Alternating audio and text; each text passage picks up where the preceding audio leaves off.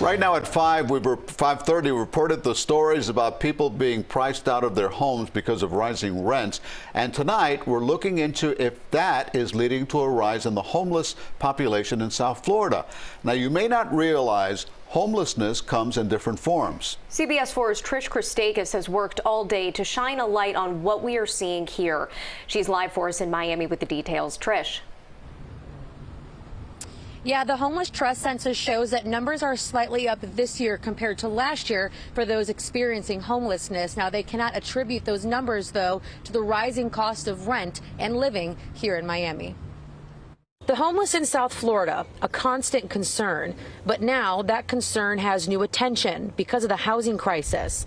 The Homeless Trust census shows that in January of 2022, there are 970 homeless people on the street and 2,470 homeless people in the shelters. Ron Book, the chairman of Miami-Dade Homeless Trust, says the housing market is a huge problem, even if they haven't seen an uptick because of evictions and foreclosures. We've got the most expensive and the least affordable rental housing market in the United States today. In 2022, there are 138 more sheltered homeless people than there was last year. Miami-Dade County Public Schools says that 6,312 of their students and families are considered homeless.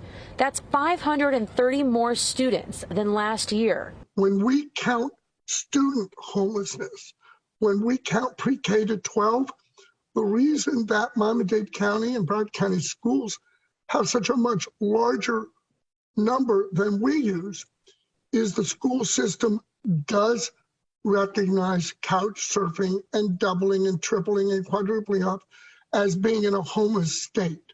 Book says the U.S. Department of Housing and Urban Development doesn't recognize someone as homeless if they have a roof over their head. This means couch surfing and someone without a permanent address isn't considered homeless. So the actual numbers of people who don't have a real home could be higher.